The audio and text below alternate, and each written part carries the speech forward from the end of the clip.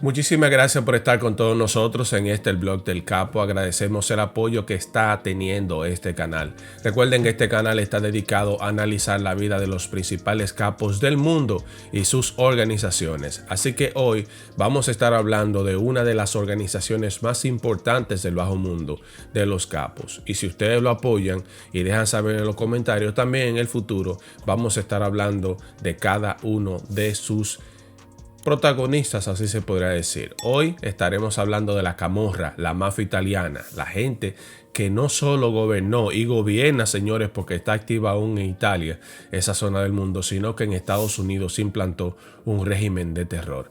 Así que sin nada más que agregar, vamos a hablar del ascenso y caída de la mafia siciliana. Adelante. Pero alto ahí, antes de comenzar, quiero enviarle un saludo muy cariñoso a mi hermanito en Puerto Rico, Jorge Luis Santiago. O sea, él es boricua, está aquí en los Estados Unidos, pero me pidió que le enviara un saludo. Alguien que es un hermano, alguien que lo quiero mucho y alguien que sabe que goza de mi respeto. Gracias por apoyar el contenido que tenemos en su canal, el blog del Capo. Y si tú también quieres que te salude, recuerda enviarme un mensaje en los comentarios. Y en cada video vamos a darle apoyo, ¿no? Un reconocimiento a nuestra comunidad. Ahora sí, comencemos. ¿Qué es la Cosa Nostra?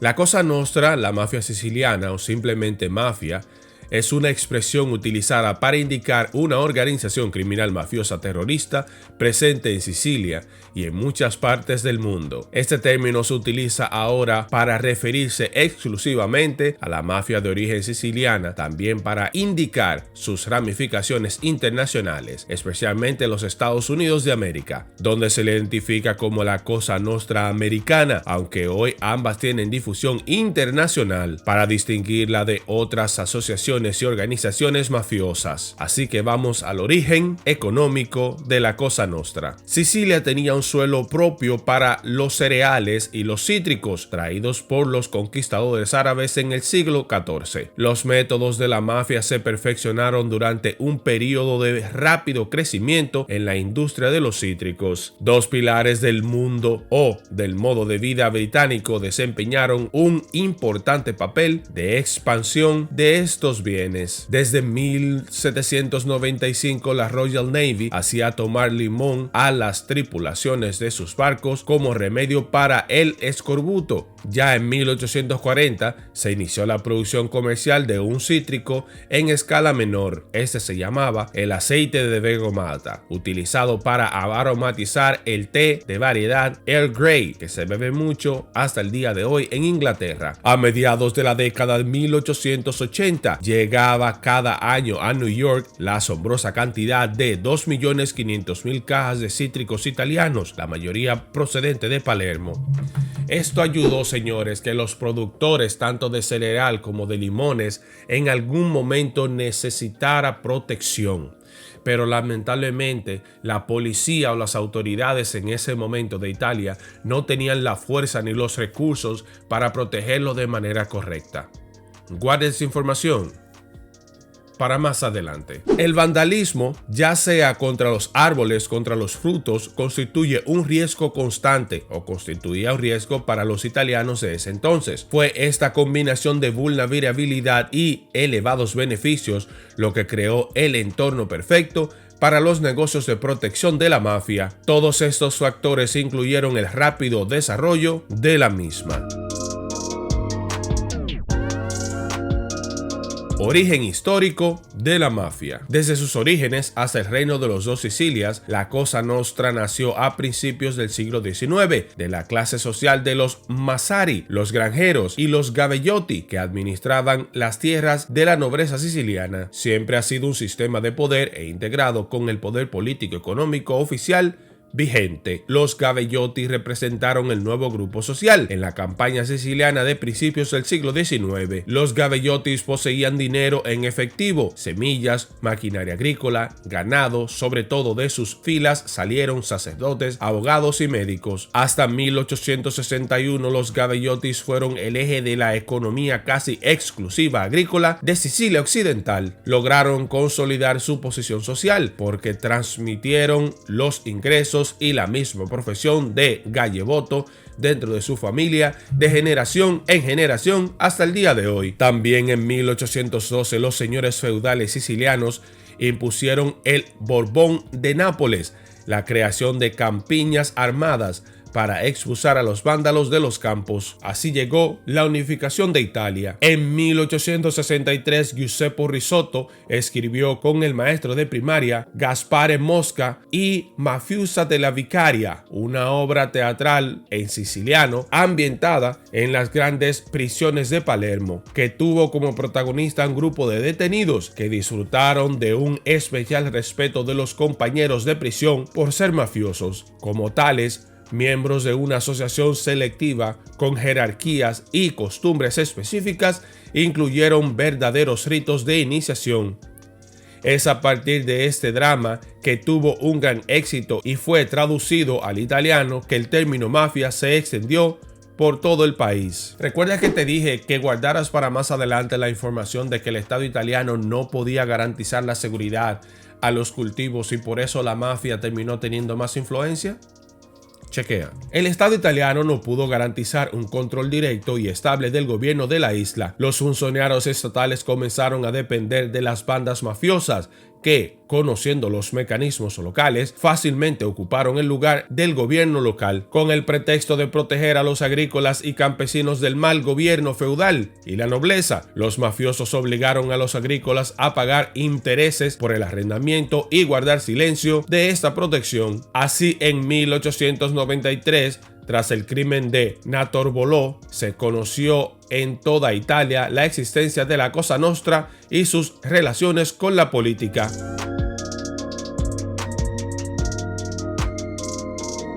Así llegamos a la Primera Guerra Mundial. En 1915 Italia entró en la Primera Guerra Mundial. Cientos de miles de jóvenes de todo el país fueron llamados a las armas.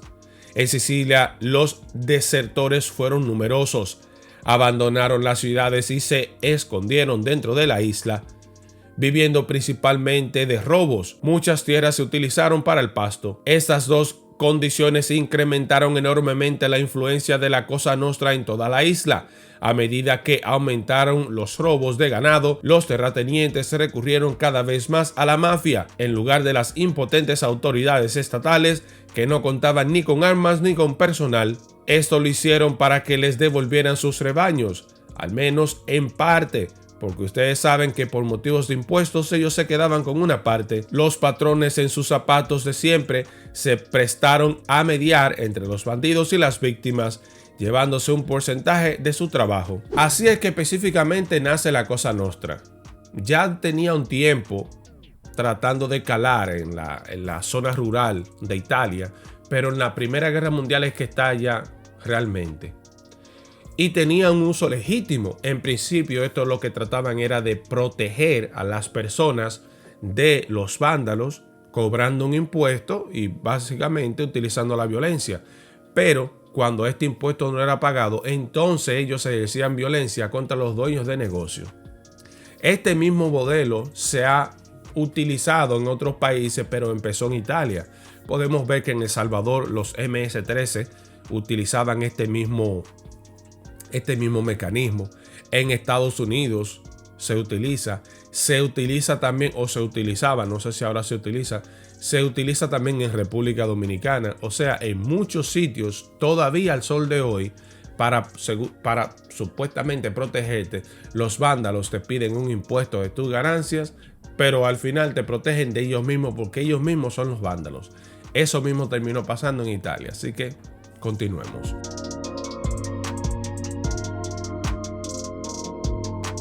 El período fascista. El fascismo inició una campaña contra la mafia siciliana. Inmediatamente después de la primera visita de Benito Mussolini a Sicilia en mayo de 1924. El 2 de junio del mismo año, Cesare Mori fue enviado a Sicilia, primero como protector de Trapani, luego de Palermo, a partir del 20 de octubre de ese mismo año. En 1925, apodado el Prefecto de Hierro, con la tarea de erradicar la mafia a cualquier medio, la acción de Mori fue dura. Cientos y cientos de hombres fueron arrestados y finalmente sentenciados para erradicar la mafia. Después de algunas detenciones y sanciones de jefes de la mafia, incluso los líderes de la Cosa Nostra ya no se sentían seguros y eligieron dos formas de salvarse. Una parte emigró a Estados Unidos, incorporándose a las filas de la Cosa Nostra estadounidense, mientras que otros permanecieron al margen con un bajo perfil. No se confundan, ya habían emigrado gentes pertenecientes de la mafia italiana a los Estados Unidos, pero no se había arraigado tanto en ese país. Luego de que Benito Mussolini, el fascista italiano que conjuntamente con Hitler pelearon en la Segunda Guerra Mundial, ustedes saben esa historia, pues estos italianos llegan a los Estados Unidos, que también estaba al inicio de la guerra, con estos dos países formando el bloque de los aliados, y en Estados Unidos crece aún más la Cosa Nostra. Así es la historia.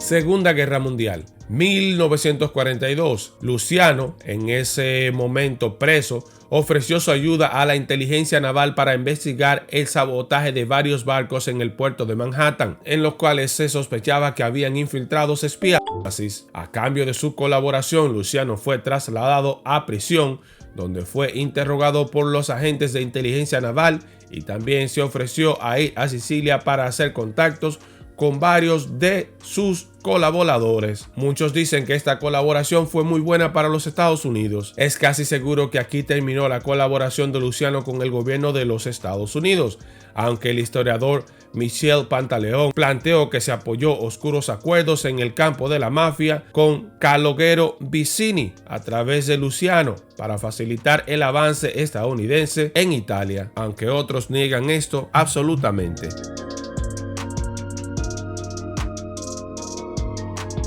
La primera guerra de la mafia. Las tensiones letales en torno al comercio ilícito y el territorio dieron lugar a la baja del capo Calcedonio di Pisa el 26 de diciembre de 1962, la cual rompió una frágil tregua alcanzada entre los principales mafiosos de Palermo de la época. La baja fue cometida por Michel Cavataio, jefe de la mafia Acquasanta, quien quiso responsabilizar a los hermanos Angelo y Salvatore La Barbare, temibles mafiosos del centro de Palermo. De hecho, después de la baja de Di Pisa, Salvatore La Barbara fue víctima de escopeta blanca por orden de la comisión, y esto desencadenó una serie de bajas, tiroteos y coches bomba. Cavataio aprovechó la situación de conflicto para deshacerse de sus oponentes, y por estas razones se asoció con los jefes Pietro Torretta y Antonio Matranga, jefes de las familias Uditore y Resutana respectivamente. Culminaron los asesinatos cometidos por Cavataio y sus asociados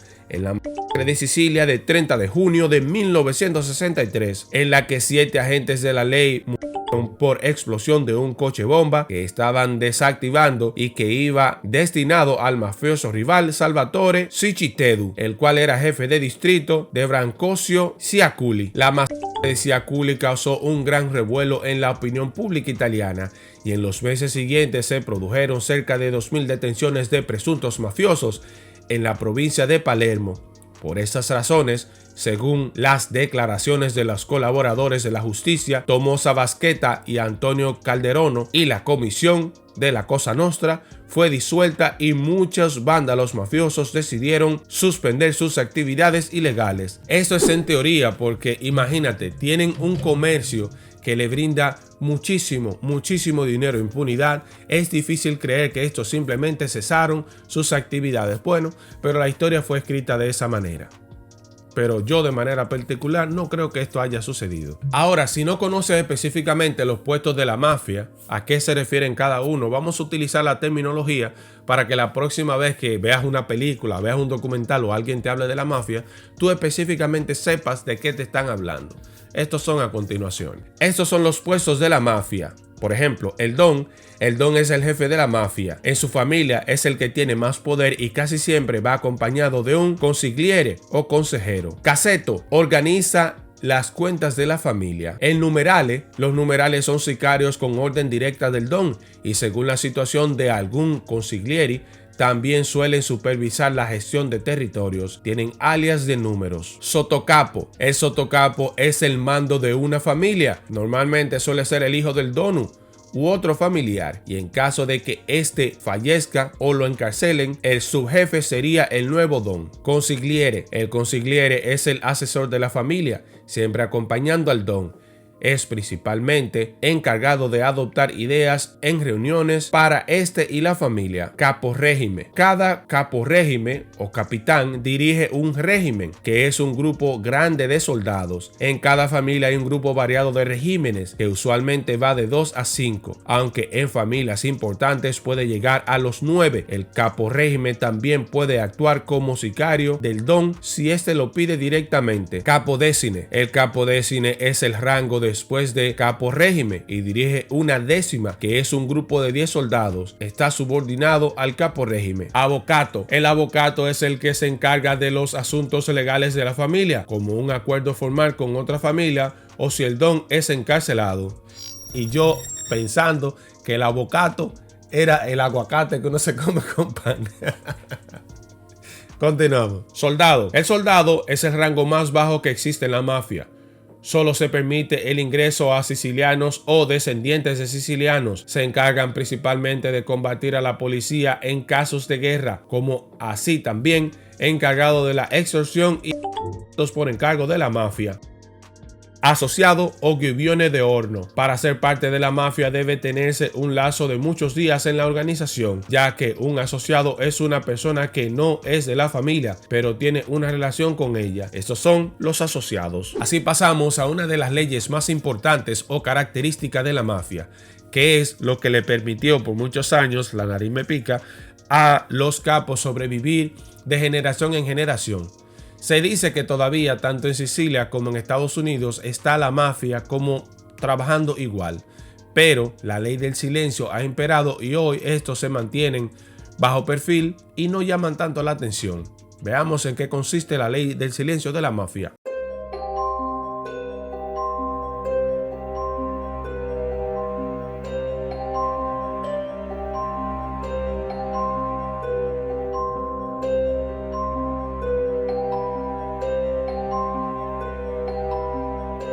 El crimen organizado italiano es un mundo extraordinario opaco, ya que se conjura alrededor de la ley del silencio, o omerta en italiano. Es un muro infranqueable, un búnker en el que pocos se enfrentan y nadie sale si no es el interior de un ataúd. Hasta 1983, poco o nada sabíamos de lo que ocurría dentro del muro o búnker de la mafia. Las revelaciones del pentinto arrepentido Tommaso Buscetta, que decidió romper la inquebrantable y sagrada omerta durante el macrojuicio de la mafia entre 1986 y 1987, permitieron por primera vez excavar en las entrañas de la Cosa Nostra y sacar a la luz mucha información y secretos de los mismos. En 2007, el líder histórico de la Cosa Nostra, Salvatore Lo Piccolo, fue arrestado y entre sus papeles se le incautó un texto escrito a máquina que llevaba por título Derechos y Deberes, gracias a la cual conocemos los mandamientos del buen mafioso contemporáneo, un sistema de valores que es transversal y común con matices a todas las grandes organizaciones criminales del sur de Italia. Estas reglas establecen, entre otras cosas, el culto a la discreción y el silencio, la lealtad a ciega que ha de manifestarse en la disponibilidad absoluta y permanente ante cualquier requerimiento de la cabeza de la familia, la prohibición expresa de lazos con la policía, el respeto sobre todas las cosas a su esposa, la censura al robo y el elogio de la puntualidad son algunos de los requisitos que Lo Piccolo esbozaba en el documento.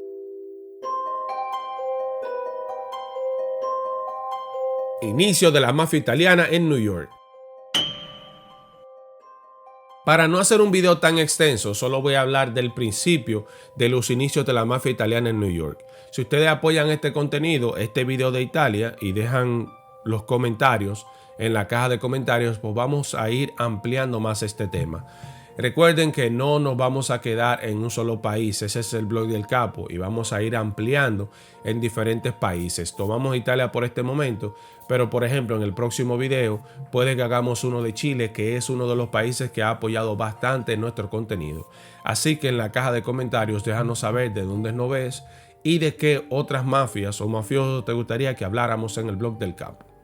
Continuamos. 2 millones de italianos emigraron entre 1900 y 1914, cruzando el Atlántico hacia Estados Unidos. La mayoría procedentes de Sicilia. Con ellos viajaron una estructura social y una forma de vida asociados a la mafia. La primera noticia de mafiosos operando en Estados Unidos se dio en 1890. En octubre específicamente de ese año, un superintendente de la policía de New Orleans, que fue el primer sitio donde llegó la mafia a los Estados Unidos, fue asesinado por inmigrantes sicilianos. Enseguida, los inmigrantes italianos comenzaron a importar las mafias a ciudades como New York o Chicago.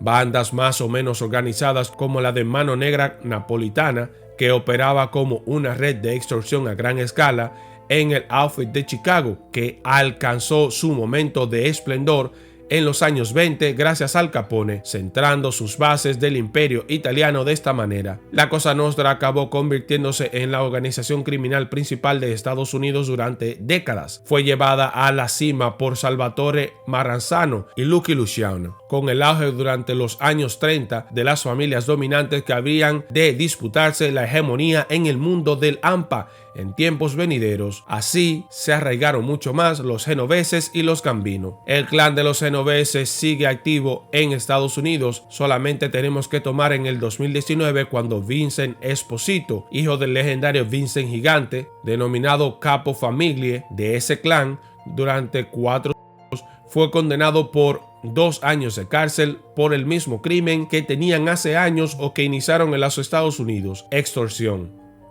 También en el sur de Italia, el crimen organizado sigue reinventándose una y otra vez para asumir los retos de la modernidad. Lo que muchos dicen y lo que se teoriza, señores, y vamos en esta parte ya a reflexionar, es que las bandas italianas han logrado hasta el sol de hoy sobrevivir en los Estados Unidos y en las principales ciudades porque lograron mutar.